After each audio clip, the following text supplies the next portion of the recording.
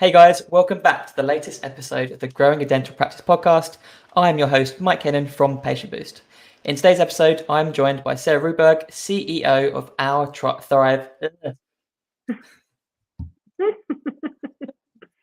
going to start that again. I don't normally restart, but it just suddenly, I saw the word thrive and it threw me. It gets me all the So we're time going to too. Okay. Perfect, right.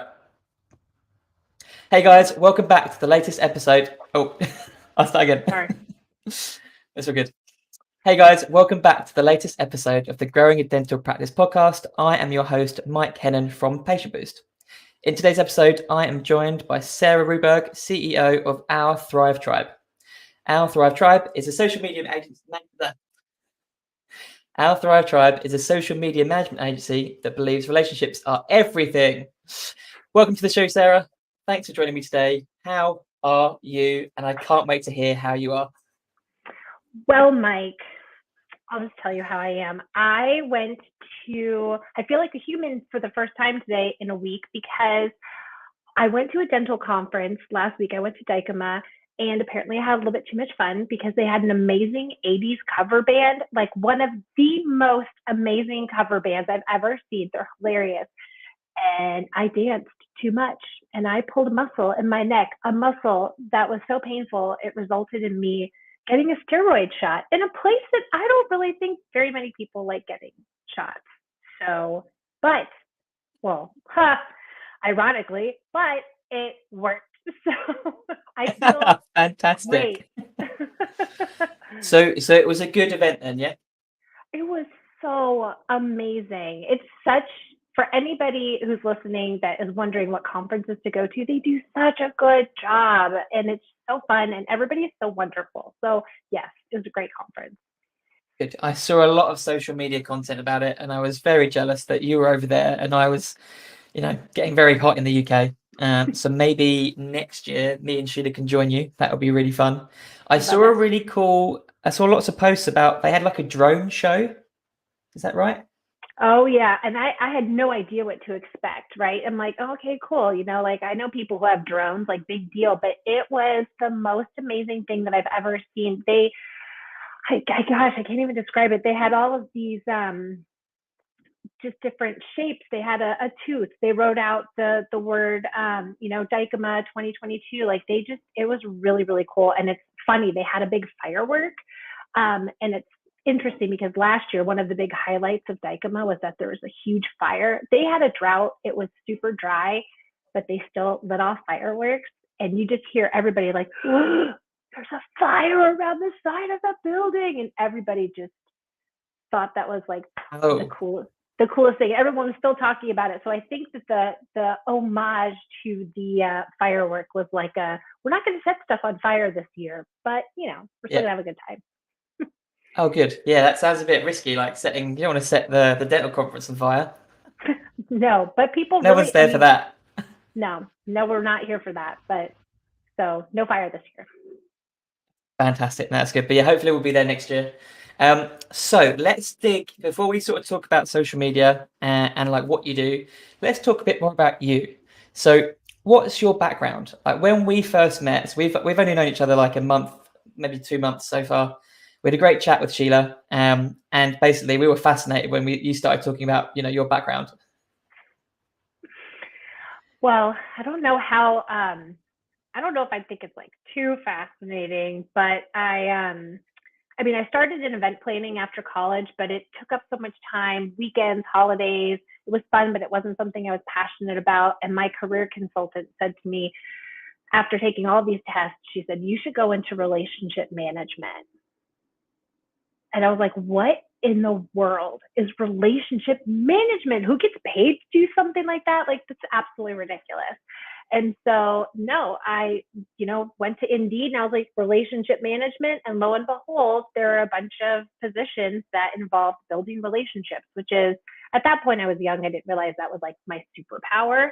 So I became an account manager at a dental marketing company, and I worked there for 6 years, and I held a bunch of different positions in that company. And I just got to know a lot about building relationships, a lot about dentists and all of their cute little quirks that they have.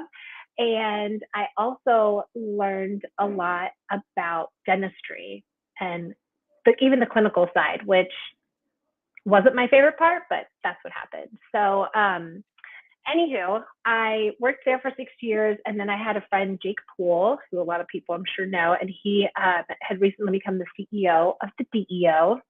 Such a fun way to say it.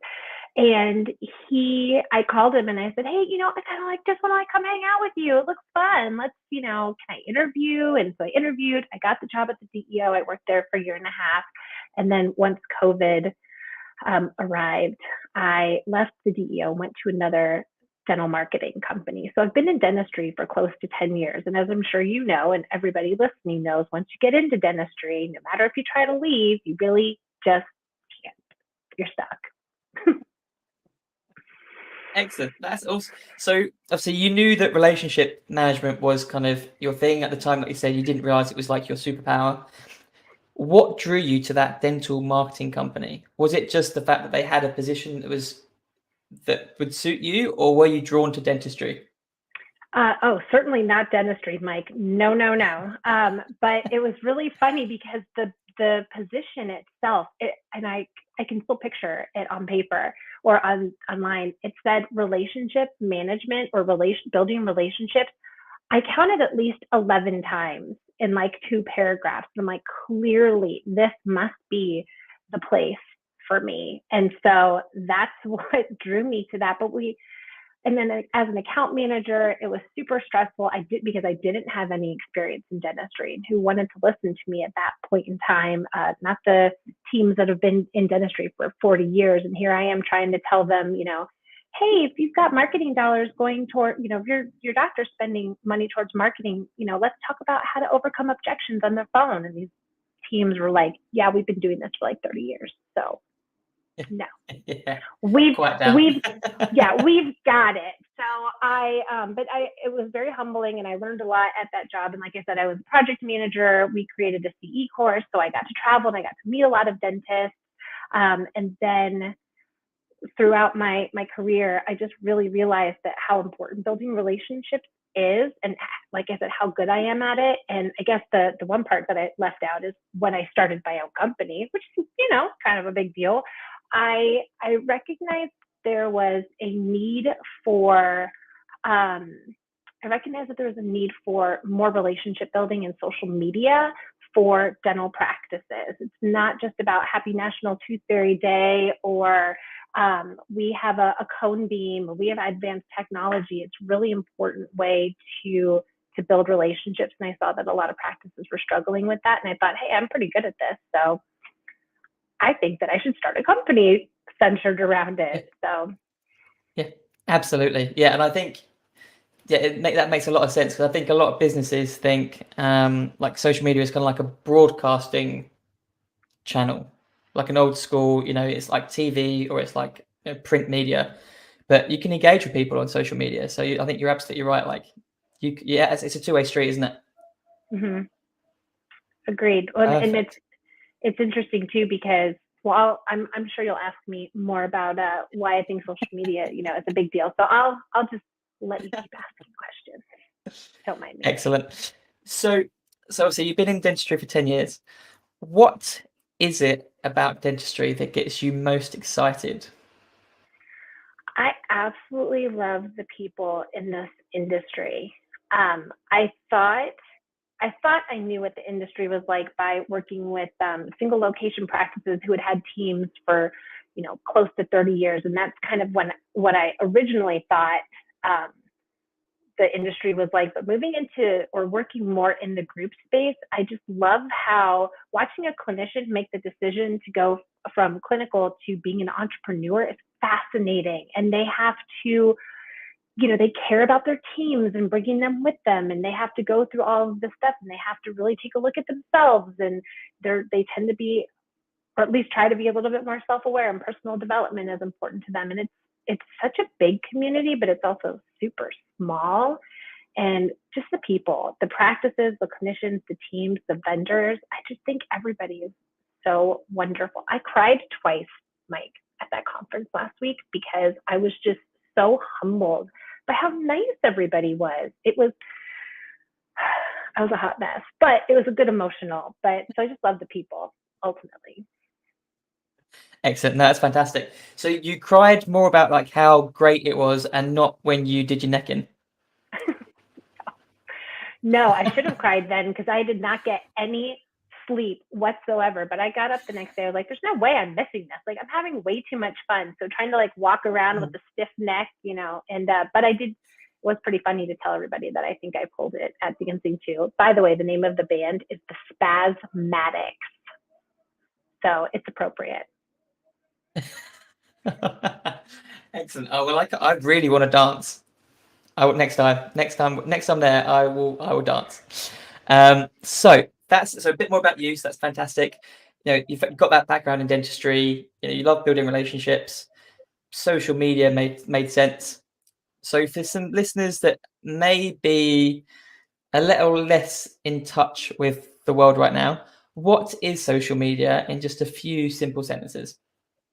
I think to me, what social media is a channel to communicate with, a really viable way to communicate with people and build relationships online. So online platforms that you can get in front of new people, existing people, and just communicate. The way that technology and communication is going is really the future, and I think it's all social media. Fantastic. That's brilliant. And why do you think social media is so important specifically for dental practices? Well, Mike, I'm really glad that you asked me that, sir, because I think that there are three main reasons why, or three top reasons why social media is important, specifically in dentistry. It is a great way to retain your existing patients. They get excited to see what it is that you're doing and they see that you're fun, and maybe you feature a testimonial or something that they did in the practice. Like, it's a great way to retain existing patients. It's an awesome way to attract potential new patients. But I think the thing that a lot of people are forgetting or not realizing is hiring. Hygienists, associates. So many practices are having problems hiring or finding associates, hygienists, the entire team. And I think COVID, I'm gonna try to make this shorter, but COVID really kind of gave us an opportunity to look at, in the past, if we were unhappy at a job, Mike, we would stay there, because what if we quit? Like, the unknown is just like terrifying. Well, we all got slapped in the face with the unknown during COVID, and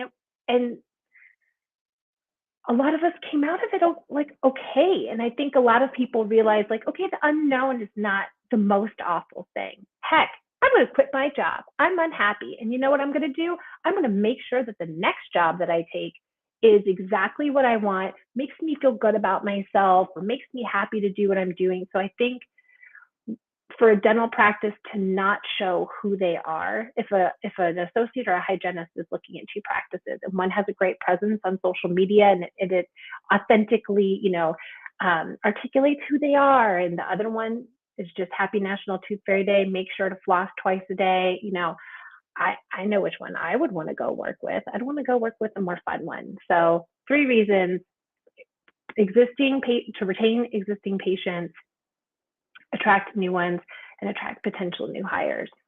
Those are why I think social media is important. I love that, because I think a lot of people just think about it maybe for attracting new patients, not necessarily thinking about retention. And I think a lot of people don't think about retention enough.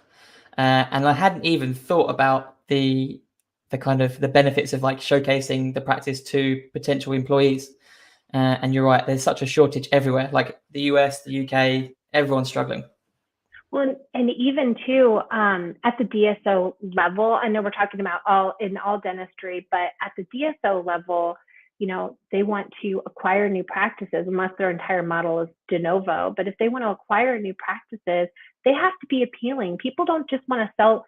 Some people want to sell their practice just to anybody to get, to not stress about it anymore. But a lot of people want to sell their practice with their team in mind. They want to sell it to a great, DSO or a group practice. 42 North does an amazing job at always posting team buildings and new offices that they're acquiring. Like they do a really good job. So it's really at all levels. People are looking at that. People want to not just like who they're working with, as in consumers going to find a dental practice. They want to like who they're working for too. So it's really important.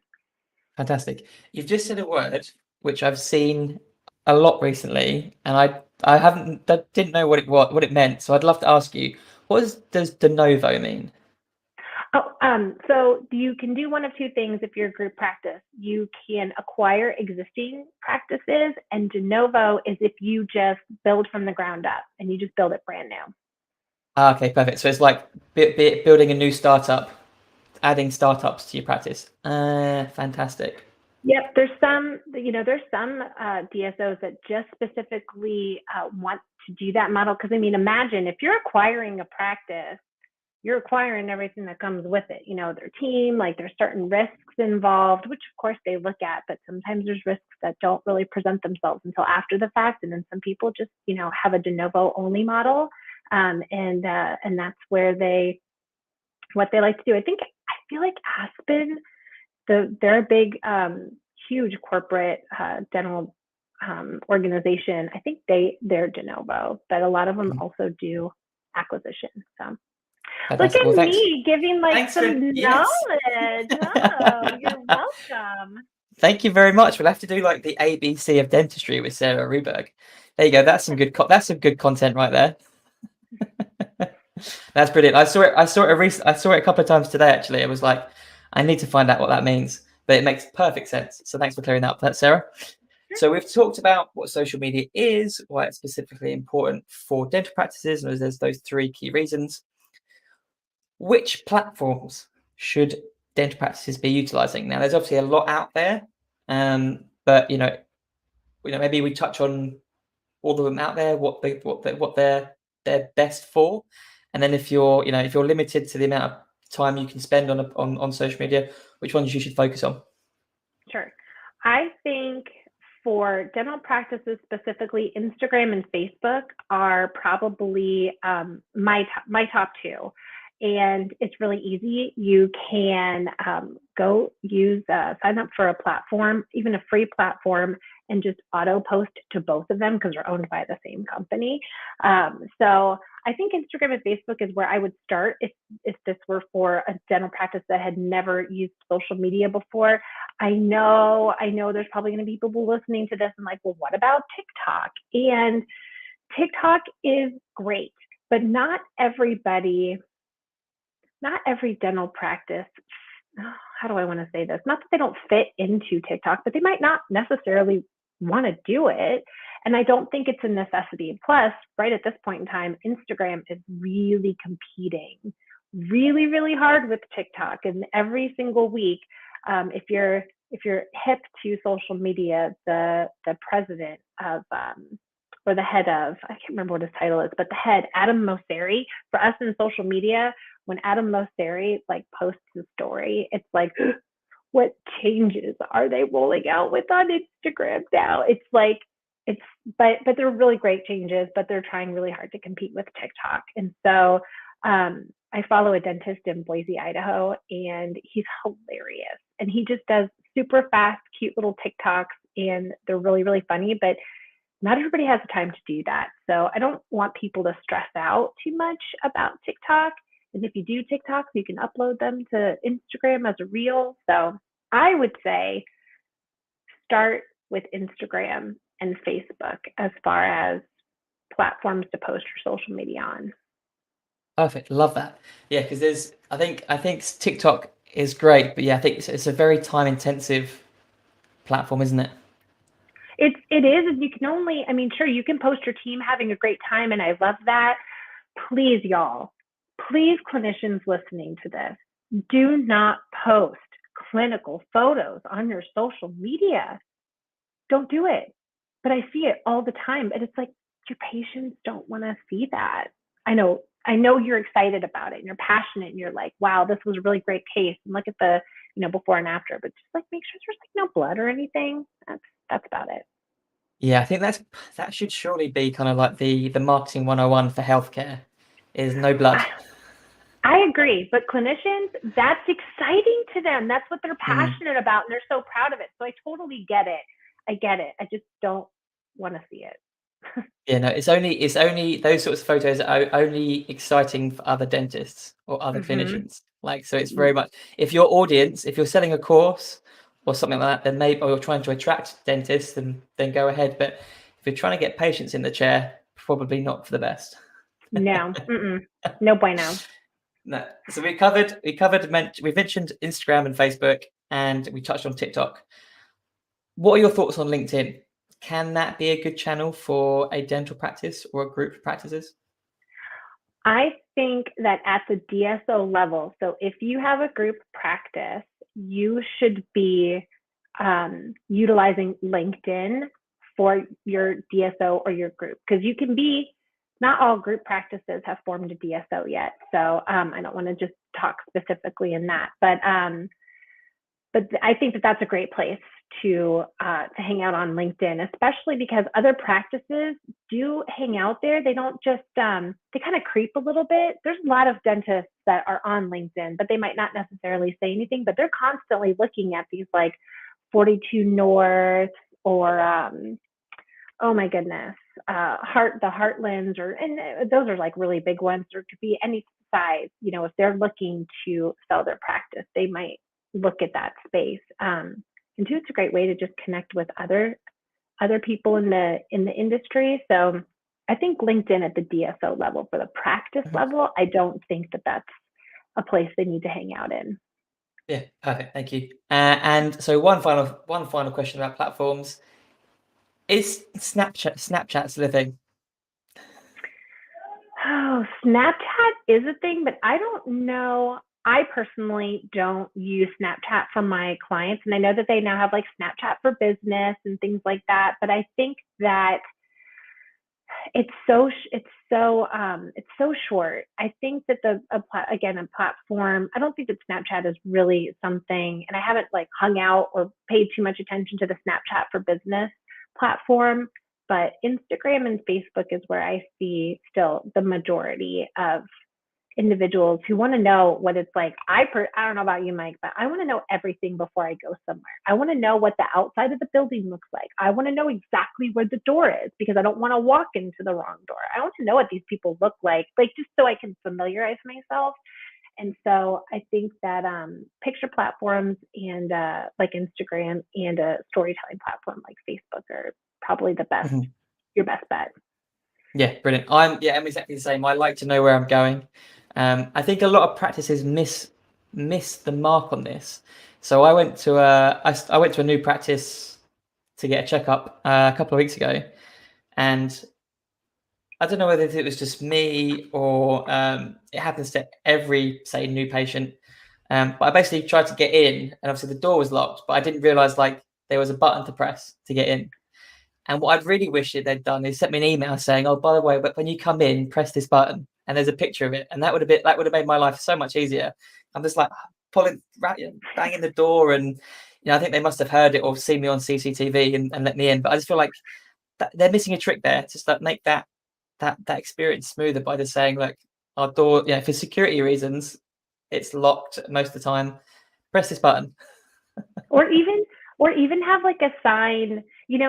It's about being, to me anyways, I feel like a lot of people miss the mark on no, I don't want to say a lot of people, but to me it's about being observant or walking yourself through the patient experience, right? Like if I were to, or empathy, or being empathetic to what a patient experiences. Because if I were to do that, like yesterday when I went to the doctor, to get my steroid shot for dancing too much, I I went I went into the wrong, like I walked up to the wrong door, and I must have been like so out of it because I didn't get a lot of sleep, but I just was like, where am I? And it wasn't clearly marked. And I've only been to, this is a new doctor, so I've only been there a handful of times, but I felt, I don't want to say embarrassed, but it definitely affected my patient experience. And I've done something like that, like you have before, Mike. And I've just been like, oh, I feel so silly. Why didn't they tell me? Like, is this push or pull? Am I pressing the button? Do they call me? Do they say something? Do they just let me in? Like, I'm a planner. I like to know all of those things. And so you kind of have to like keep in mind, you have to, the patient experience, have a patient experience that helps everybody have a good one. Mm-hmm. Yeah, absolutely. You have to you should people proof your practice. There you go. You can have that one for free. Thank you. People proof. I'm gonna write people proof that down. People proof your practice so that they can get in and out without having to feel trapped. Is probably the best way of describing that. So we talked about the platforms. How can dental practices, DSOs, group practices, how can they be successful on social media? What are your ingredients for success?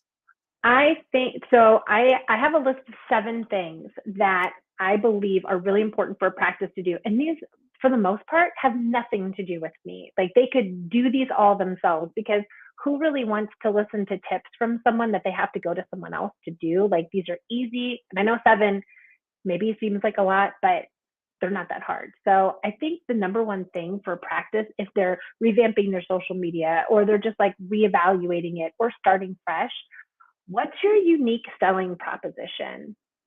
The amount of dental practices out there, like, I feel like, I don't remember the stat specifically, but like in New York City, they're in a high rise building, there's like 20 dental practices in one building. So what sets you apart from people? And so I would say, number one, determine what your unique selling proposition is, or what sets you apart from other dental practices. And your profile. So number 2, so that's something you could do with your team. Number 2 is, I would say, to look at your profile. Instagram, I always like to say, start with the hardest first. Instagram, you have to say exactly what you do in 150 characters. And if you can do that, then you can tell anybody what it is that you do. So take a look at your profile. When people come to your page, do they know exactly what it is that you do? You're a dentist, great, but what's your unique selling proposition? What sets you apart? So look at your profile, like actually the words of the profile, and also the profile picture. Mike, I see a lot of people miss the mark on this. High resolution picture of your logo. Anybody who's created your logo for you, go back to them and get the correct file. I think there's like a vector or PNG, or all of those different types of files, but I see a lot of people just upload like a grainy picture of their logo or something, and it just, to me, it's off-putting. So I would definitely say, make sure that your profile is up to date, including your picture. Then I think people are like, oh my gosh, I'm not a graphic designer. Like, what am I going to do? And the easiest thing I would say is open up a free Canva account. I feel like most people know about Canva, but if you don't, it's an amazing platform, super simple. They already have, you can search dental pictures. Like, it's really, really easy to use, and it's free. There is a pro version, but I think the free version is just fine. Be consistent. So that was 3. Number 4 is be consistent with your posting, but do what works best for you. You don't have to post 5 days a week. If you only want to post 1 day a week or 2 days a week, that's fine. Just continuously post on those same days. Even if you outsource your social media, so this is kind of a little bit of a unpopular opinion, probably. I feel as though a lot of practices will ask their hygienist on kind of like their off time, or their office manager, somebody that's already in the practice, and they think, well, Susie likes social media. She has time during the day. She can manage our social media. Sure, she can. Will she be successful? Probably not. Well, she'll either get really excited about social media and do that really well, but then front desk things might fall behind. Like, I think people don't realize how much of a job this is, or how, it can be a full-time job for people. So I want people to be mindful of that, but you can hire someone, or you can, it's possible to do. Just don't expect to have someone full-time and then also do social media. That's unrealistic. But if you do outsource, this is my fifth thing that they can do. If you do outsource, I think it's really important to have an internal ambassador, like somebody that the company can talk to, because you still have to reach out to them and say, hey, great. Do you have any, are you guys a part of any community events coming up? Do you have any specials? Do you have any birthdays? Do you have pictures of your team? Like somebody to communicate with and build a relationship with, that you can, they know that you're trying to help them. I know getting assets, and Mike, I'm sure you know this, getting assets from practices, it's tough. It is super tough. And sorry, practices and dentists and all you cute, adorable people out there, you're all busy. And so trying to, get a logo file or even pictures, it's really difficult. So that's why I think an internal ambassador, and it's not something that they have to do. They just send pictures. So that's if you outsource. Sorry, Sarah. Some people might say that getting content out of dentists is like pulling teeth. I had to get that in there. That was so good. That was smooth. Good, Right, are we on number 6 now? Is that number 6? Number 6, yeah. Okay, so number 6, reply to comments and messages. I went, so you and I talked about existing patients and how this helps, retain existing patients. I went to a dermatologist and I got a little Botox. Okay, not gonna lie, got some Botox. But the person that I went to, she's a sorority sister of mine. I'm not trusting anybody with a needle in my face other than Michelle. But she worked at this dermatology office. And so I followed them on Instagram, and they were posting something, and I know it was the owner that was mainly posting this. And I responded to the post, and I tried to be funny, and I was like, oh, so it was obviously, I insinuated that I was an existing patient. This was like, I don't know, 3 months ago. She never replied. Nothing. And nothing. And I went back, because this is my job, I was so curious. I went back, and most comments she didn't respond to, and I thought, that's awful, that's not good. So reply to comments. I also had worked with another company, and I'd sent them a direct message, and she responded back to me. She's like, sorry, I don't check these but every 3 months. My mind was blown. I was like, people are, and it happens all the time. Even online forms. I'll even go further. My word.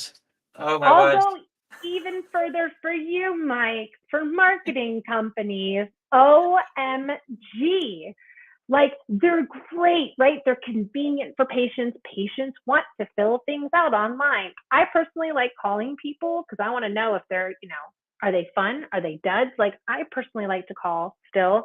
But yeah. And then I'll speak from my previous marketing experience, I would look at these forms, and it's like, wow, they wanted all on 4, or they wanted, an implant. How did it go? Oh, we never got back to them, or we never checked that email. So yeah, it's crazy, isn't it? The amount of money they're just leaving on the table, all because either the form isn't checked or the form doesn't work. That's a common thing. But to have nothing, I don't know about you if you find this, but it's common knowledge. If you don't hear back from someone very quickly, you move on to the next person. On to the next. Yep. So the simplest thing with a contact form is to have an automation set up to say, thank you for sending us your inquiry. We'll get back to you at the next opening time, or what have you. And that will just reassure the patient that you've got things under control. Yes. And you can even do automated responses on Facebook and Instagram. So reply to reply, right? Because that's important to show people that you guys are active on social media, and to build relationships, because that's what it's all about. Because people want to, if they're an existing patient, they want to feel good about where they're going. And if they're a new patient, they want to know, wow, these people don't respond. You have to determine at that point or have some type of internal or feel a way about that, versus going somewhere else and they get back to you right away. So reply. And I know people are like, oh, but I don't have time or I'm busy. So my suggestion to that is just block schedule 15 minutes a day. Set up, just like you said, set up your automated responses and then just 15 minutes a day. Just check your messages or check at the beginning of the day and then check at the end of the day. And then you're golden. And then my last and final rule, well, I put rule, but my last and final suggestion is the 80-20 rule when you are creating content, if you're creating it yourself. So the 80-20 rule is 80% of your content should be educational or entertaining. So educational about the practice or educational about how frequently you should change your toothbrush, something like that, something that's interesting to them, but also entertaining. If you do want to do videos or something about your team, and only 20% of your content should be like blatantly selling your practice, or your services. So specials and things like that. Nobody wants to really feel like they're sold. And I will say this, even the toothbrush posts, the Happy National Tooth Fairy Days, even if you're a pedo practice, like all of those posts pale in comparison to when you post a picture of your team. Pictures of the practice or the team by far get much, much higher engagement. And not only that, the team shares it. Because I'm sorry, as a team member at a practice, I'm not going to be like, let me get my phone and let me share to everybody that you need to change your toothbrush every 3 months. Like, I definitely want to share that. Send, like, no, they're not going to do that, but they're going to be like, oh, they shared a picture of like Sally and I having a really good time today, even if it's in the lab or doing something with the patient. Like, I'm going to send that out because I really like where I work, because they care enough about me to put me on social media. So it's, you know what? I should change it to 4 important things, because it's not just retention of patients, new patients, and hiring. It also help with retaining your current team. So Absolutely. I could see the cogs working there. You're like, actually, that's a really good point.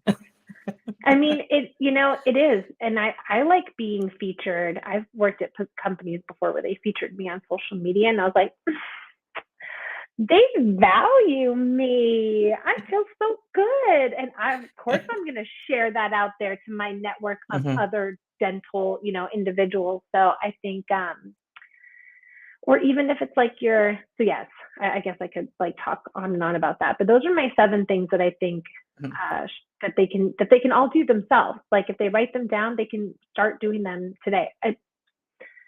The consistent one, what number was that? Of course, I wrote them all down, or else I would have forgotten. Number 4. Oh, thank you.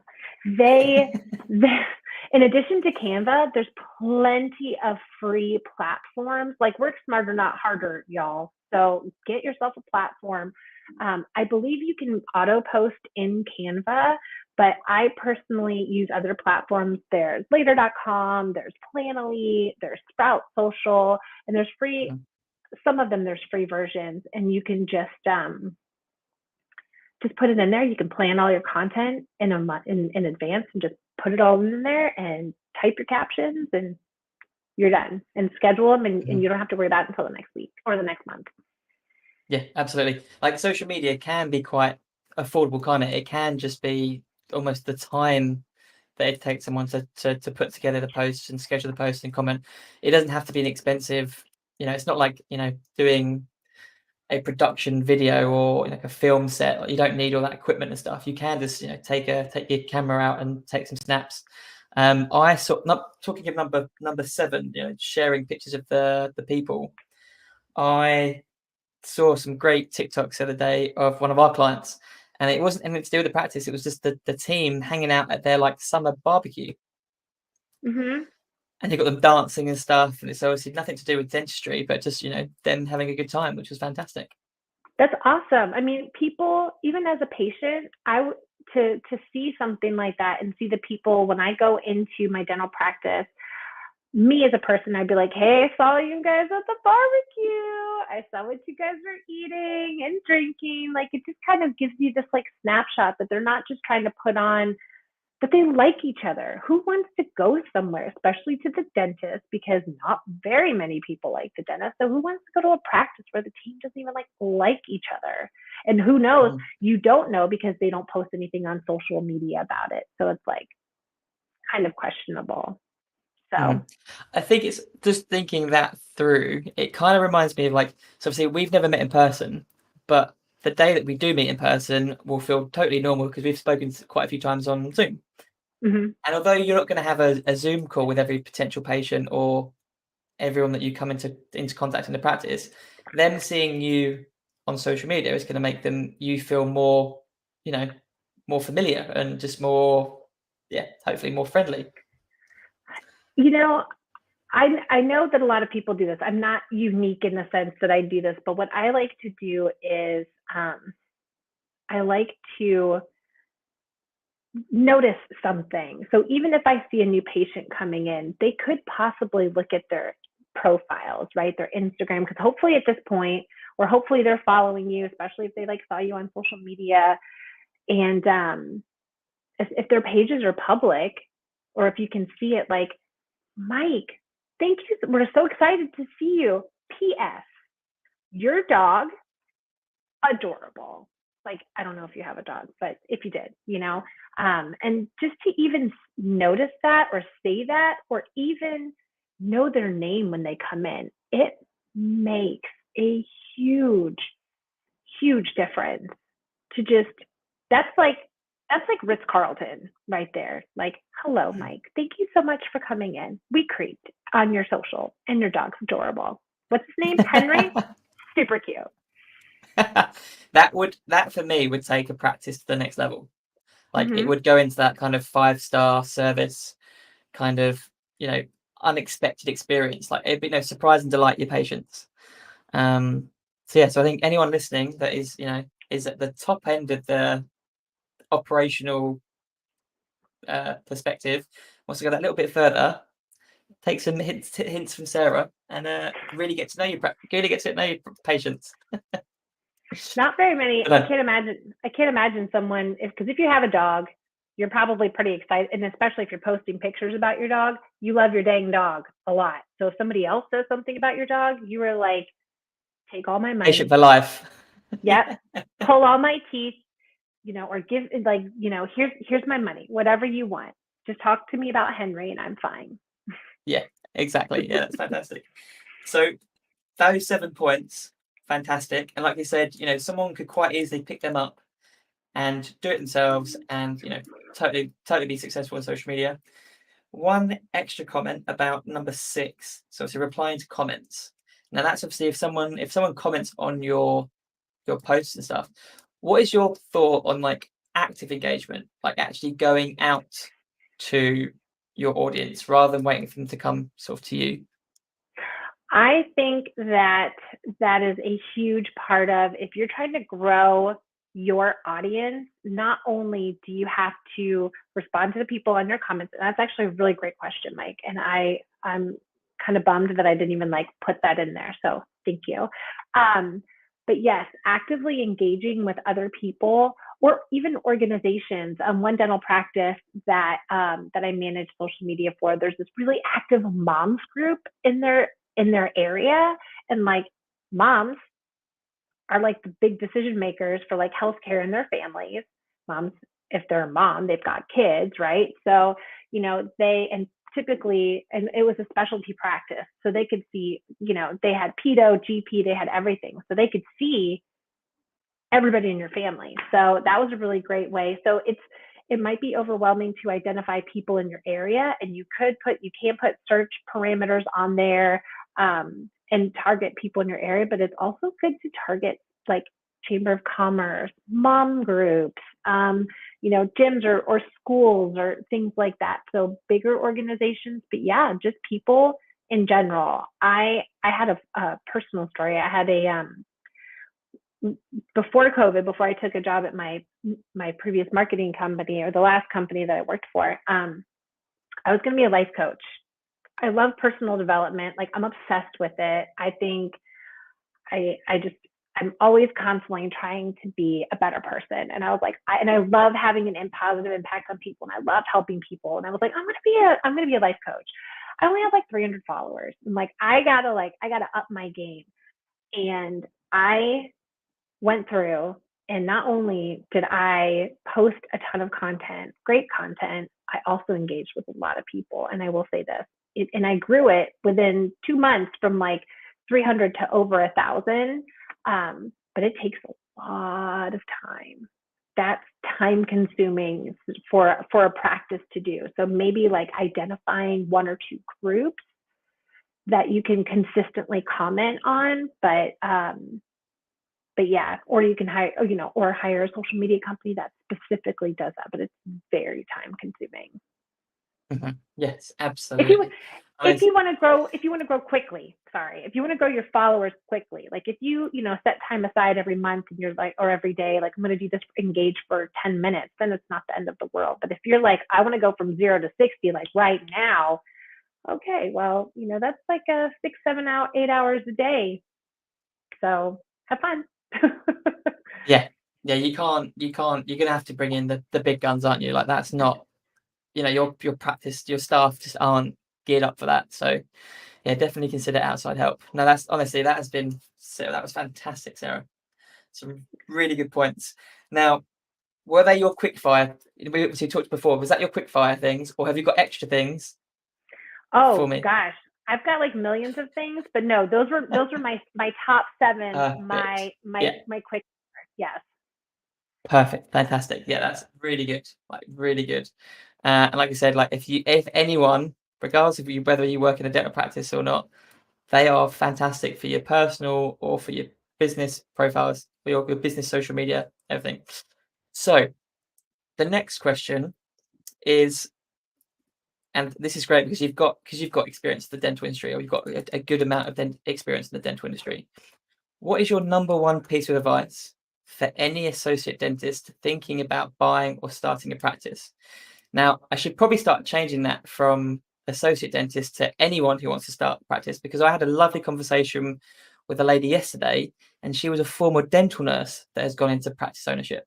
So I should stop assuming that it's just associate dentists and to say anyone really. So yeah, so what would be your number one piece of advice for anyone starting or thinking about starting or buying into practice? Well, but those are two separate types of people, right? Like like an executive who wants to own multi-practice,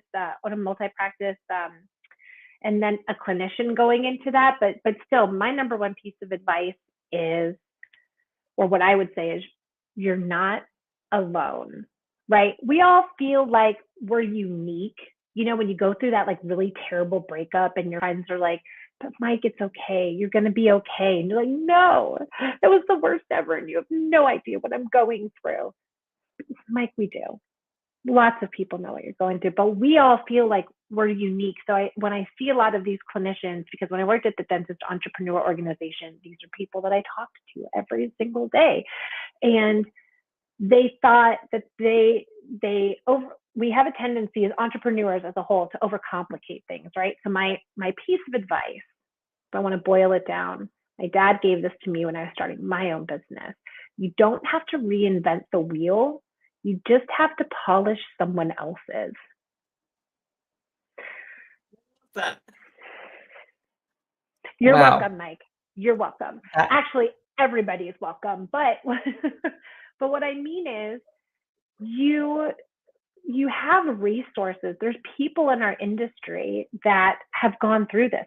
So I say talk to people who you like, or take a look at other different DSOs or group practices and call them. Hey, I'm thinking about doing this myself. Is this something that you could talk to me about?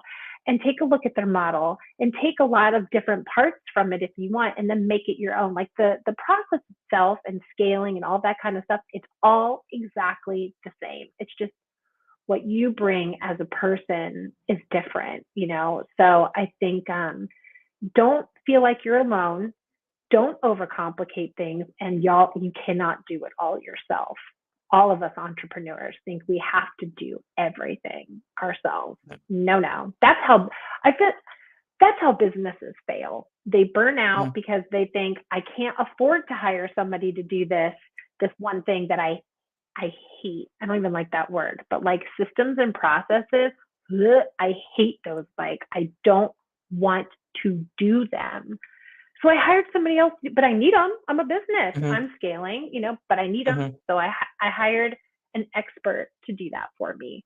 And it will save me time. And because I'm not spending all of this time working on systems and processes, I made more money because I got more new clients. So, but you don't have to do this from scratch. You're not on an island. You don't have to reinvent the wheel. Just polish someone else's. And a really great resource in our industry, there's so many Facebook groups. I personally really like the DSO Secrets. So the DEO had partnered with Emmett Scott, who originally had the DSO Secrets podcast. And so they have the DSO Secrets group. And I think, and there's single practice clinicians in there, multi-location, and they're so nice. And it's not, I never see any negative conversation or anything like that. And everybody's really willing to help, and they give some long answers too. So I would even just, hey, this is what I'm thinking of doing. I feel like people, that's why I love people in our industry. A lot of them just want to help. Absolutely. So much good advice. I probably should have said your number one piece of advice, because it's probably a bit restrictive, but that's fantastic. I love your dad's quote. Don't reinvent the wheel, polish someone else's. Fantastic. But it like makes sense, right? Like, how many, I'm not the only social media company in the world, right? So if somebody else has done it and they're successful, let me just take some notes from what it is that you're doing. Let me add in my own sparkle, and like I'll save myself the time. But at least I know I overcomplicate everything. So including dancing to an 80s band. So oh, I wish there was some photos. I wish there was video evidence of that. But no, so going back to the point you made, like you don't go it alone, basically. Me and Sheila have got a coach, Pete Perry, and he said it's not how, it's who. So you don't have to feel like you have to, because you can't do everything as a business owner. You shouldn't be trying to learn everything to then try and do it. So don't think, how do I do it? You need to think, right, who do I need to bring in to do it for me? Or it might be you might bring someone external in, you might hire someone internally. But yeah, who, not how. So I think that fits in quite nicely. Isn't that a book, Mike? I feel like I've heard other people in the industry talk about. It might be. If so, I might have to remove the credit for Pete there. It is a book. It's Who Not How by Dan Sullivan. Fantastic. Well, we'll give Dan the credit for that. The formula thanks, to achieve Pete.